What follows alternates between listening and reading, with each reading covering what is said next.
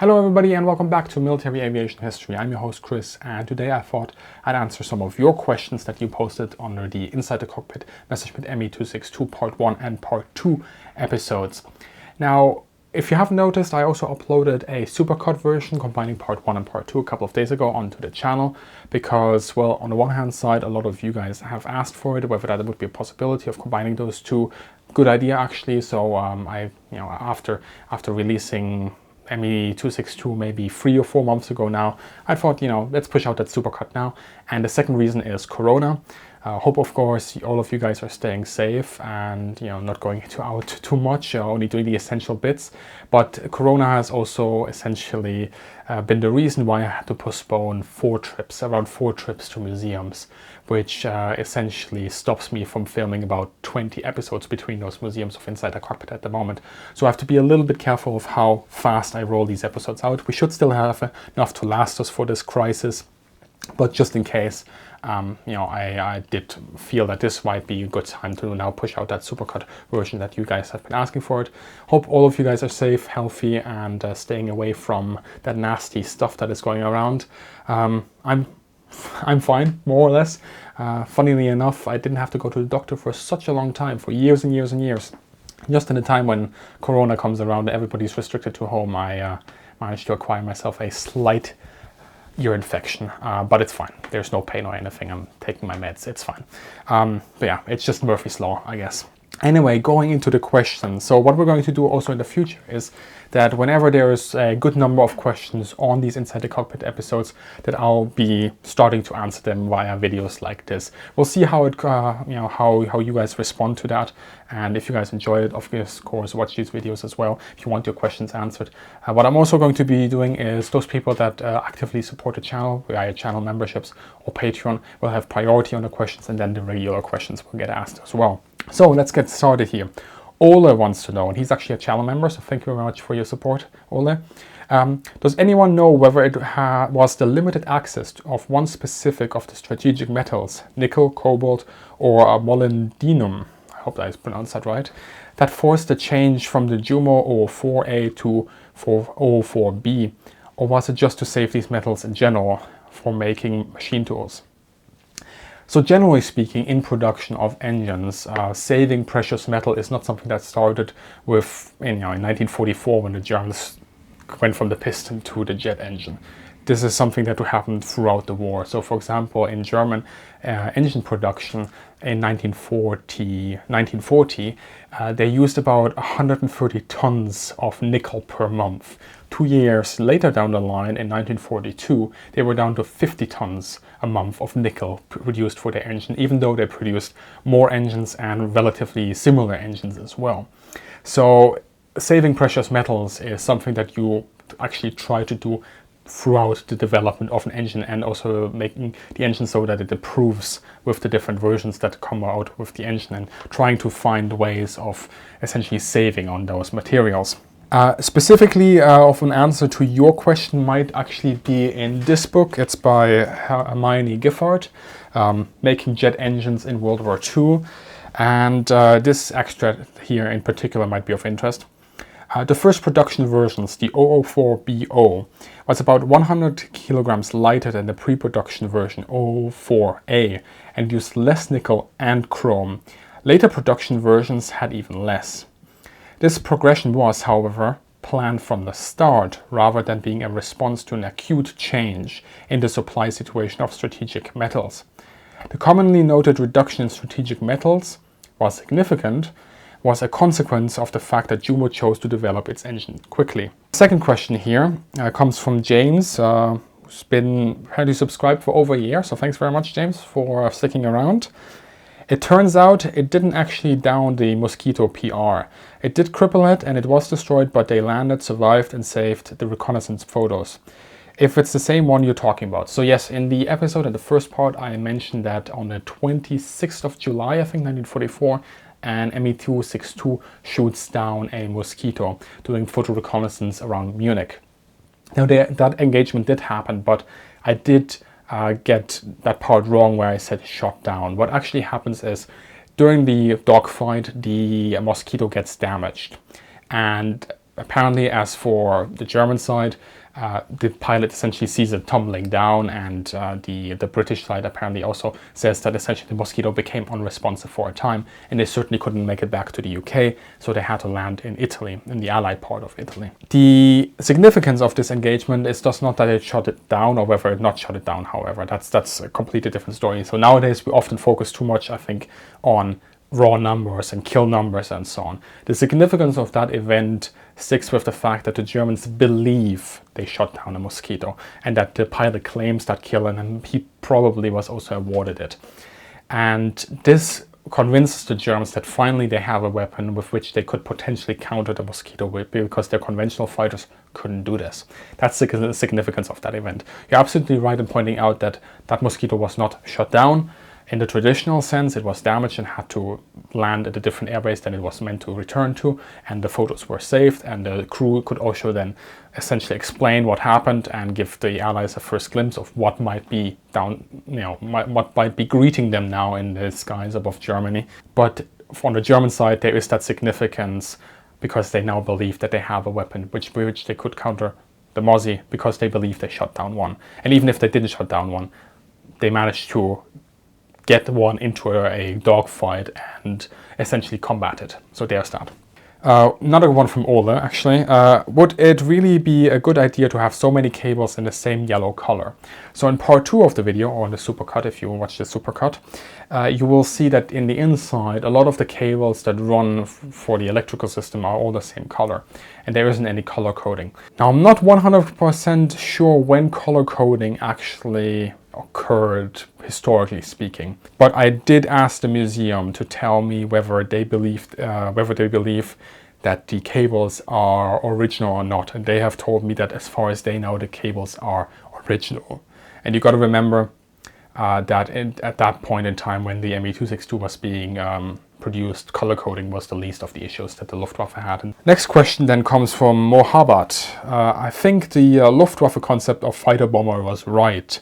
With its high speed and climb rate, the Me-262 could go into enemy-held territory and bomb its targets, and made a lightning exit. After D-Day, there were many strategic and tactical targets: supply ports, storage depots, bridges and rail yards, etc.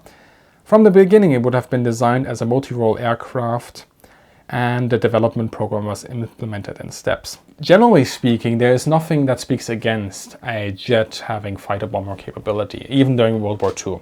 The problem is that what the Germans really needed at the time is something that gives them air superiority, or something that allows them to combat the bomber intrusions over the Reich and inflict losses so severe that this operation has to be scaled back from the Allied side. That is what the Luftwaffe needs at this point. As a general concept, you're having one of these jets as a fighter bomber, that's absolutely fine. But you need to have an environment where you can actually use that aircraft specifically for a fighter bombing role without running into the risk of mounting losses and also drawing away planes from what is actually more important right now, and that is defense of the airspace over the Reich. So yeah, they're absolutely, I mean, you're right in saying that an intruder, a high-speed intruder, doing fighter bombing on key targets has some worth to it. But at this point in time, maybe there is different priorities that the Luftwaffe has. As for, from the beginning, it would have been designed as a multi-role aircraft, and the development program was implemented in steps. So no, the development of the Me-262 was basically, as a fighter bomber, was basically started around February 1943. A couple of months before Hitler saw it. I also mentioned this in the first episode. Hitler has absolutely nothing to do with the shift of having a pure fighter plane suddenly get bombs. That shift happened way earlier, when the Reichsluftfahrtministerium, so the Air Ministry, actually told the industry that any fighter we are producing from now on will have to have fighter bombing capability. So that happens months before. And until then, this was meant to be a pure fighter. Okay, then next question by a 2-year subscriber already. 64 max power. Would the Germans have been better using resources to build more 190s? at the point in the war rather than rushing the development of a jet fighter? That's a good question, because you could make the argument that that the Germans could be pushing out perhaps more 190s if they use the same resources and the same facilities that they used to build the 262 than to build the 190s. But the thing is that 262 gives a competitive performance edge over the Allies, which the 190s didn't have. And yes, we can talk about the 190 Doras and the TARS 152s, but that's not as much of a big step. And at the same time, producing the 262 was actually, when it comes to resources, a lot better or a lot less draining on Germany than a 190. So generally speaking, you can make the argument that maybe the production of the 190s would have been more efficient in the short term. They could have been punching out more of those. But even that, I think, would require you to quickly build up more substantial capacities in your industry that you didn't have before. And you might at that point just build the better plane, essentially, or the plane that gives you that performance edge, which the 190s didn't have. They're simply not that jump that you needed in competitiveness over the Allied aircraft. Lotok wants to know, how would a pilot have used the IFF back then? I'm going to make a bigger video on this, or a longer video on this, but some of you did note a surprise when you heard me say that the Me-262 has an IFF system. The Germans had an IFF system starting in around 1941, and essentially it worked with the Freya radar system. Later it was also adapted to work with Würzburg. And essentially it just tells the radio operator this is a friendly aircraft. We can track it, but we don't vector in our own guys on this guy. That's essentially how that system worked in a nutshell, very simplified nutshell. Again, I will have to make a longer video on that. Apollo wants to know, again, this is, I think, with reference to part 2. Flares, what purpose did they serve in a pre-air-to-air missile era? So I made already a specific video on that question because I got so many of those in part 2. The flares that you see me talking about in part 2 of Me-262, Inside the Cockpit Me-262, are not chaff or like countermeasure flares. They are flares that have to do with signaling. If you want to have a little bit more information, just watch the episode that I filmed specifically on that question. Charlotte, the original 262 was designed strictly as a high-speed interceptor, not a fighter or fighter bomber. It could neither maneuver nor dogfight. It was designed to engage bombers with high-speed passes only, then streaking out of sight. Actually, I just noticed that's not a question, that's more of a statement. Sure, it could maneuver and it could dogfight. The issue is that it is doing this against aircraft that fly at a lower performance bandwidth than itself. And once you have a jet fighter, the maneuvers you're pulling are different than the ones you have in a piston aircraft. So it can maneuver and dogfight, it just can't specifically do it against some of the machines that it was facing. Dirty Harry. Are the handwritten labels original? They look so to me. As far as I know, yes. So the museum has told me that as little as possible has been done on the machine to alter its appearance. This machine is now what? I mean, it was built in 1944, if I remember correctly. And it had been in Switzerland. Apparently the Swiss didn't do anything with it, and then it had come to the museum, and the museum had obviously repainted it at some point, I believe. They did actually twice even. So there might be certain things that the current staff of the museum isn't aware of, that there were certain changes that were made, because maybe they were just lost in time. But as far as everybody is concerned, the aircraft is as much into original state as it is just possible. James wants to know, are you sure that the loop type antenna is for identification for info purposes? I think it was actually used for radio direction finding purposes. Yes, you're absolutely right. That was a mistake on my part. For some reason, and I don't know why, I said that the Peilrahmen, so the loop antenna, it's essentially a circle antenna, was for IFF. This is absolutely not the case. It is part of the directional finding of the aircraft. And it has been used for that in essentially nearly every German aircraft imaginable. So I don't know how that mistake happened. It just, my brain was AFK for a second and that mistake just made it into the video. Actual antenna for friend or foe purposes is behind the wing, if I remember correctly, behind the wing on the starboard side, pointing downwards at a slight angle. So if you see an antenna coming out there, that is the one of the FUG 25. Joss wants to know, actually just disagrees on the craziness of making it a Yabo. There is a logic behind screaming into enemy territory, bomb a fuel or ammo dump, bridge, etc., and scream out before anyone can react. But at that point in time, too little too late, plus a waste of resources and added vulnerability. Like I said, the ME262 was actually not so much of a waste of resources as people make it out to be. It was actually quite efficient when it came to resources. Your comment on making it a Yabo, like I said earlier with the previous question, yeah, there is a certain logic to it, but you have to have the environment that allows you to use such a tactic or such operations, and air superiority is one of those. John. Oh, this is one of my favorite questions that I get on a lot of my videos, so I included it here as well. Why are you mispronouncing Junkers Jumo? As a German, I'm sure you're aware it's Junkers Jumo. Okay, so this is a question that comes back every single time when I talk about an engine or an aircraft that has to do with the German Junkers aircraft company, or Junkers, or Junkers. So in Germany, even amongst Germans, I have these discussions once in a time. Some people say it's Junkers, some people say it's Junkers. And quite frankly, it's not a hill that I want to die on. That's quite simply. Also, I'm speaking in a foreign language, so English is my third language essentially. Actually my fourth language by number of learning, but my second probably in terms of proficiency. And if I talk in English and then suddenly have to use German words, sometimes that gets a little bit complicated. So if I mispronounce a German word, even though I'm German, when I'm doing commentary in English, that's just how it's going to be. End of. I'm not going to retake a scene 5, 6, 7 times just to make sure that I perfectly pronounce that one word.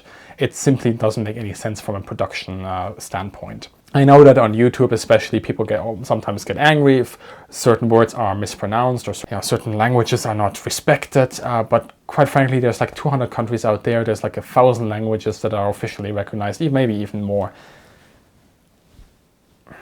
You see my point, right? And yes, so it's just something that happens, and since there is not even a consensus among some German speakers on this, really it's not a hill to die on. And specifically also, I believe if I would say Junkers or Junkers, a lot of people that watch these videos might not immediately realize what company I'm talking about. You also have to keep that in mind.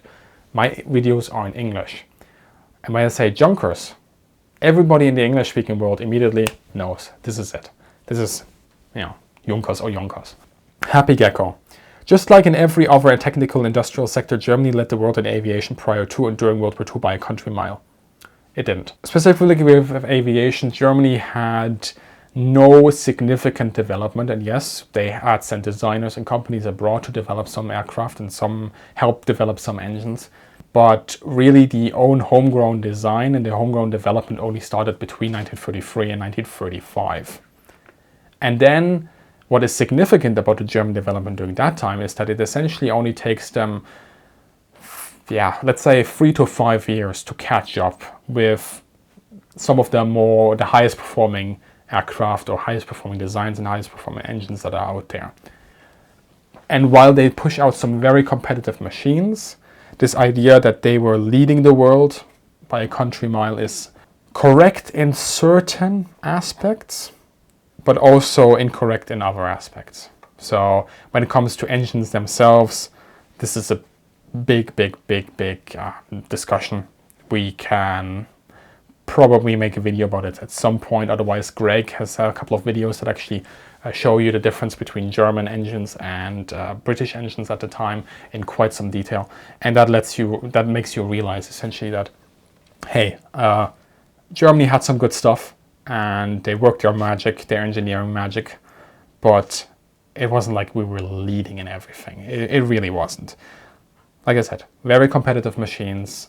But what is significant, I think, about especially aviation in Germany during the 1940s is essentially that it all rests upon 3 to 5 years of playing catch-up and being able to do and make that catch-up happen. Sureka Cole.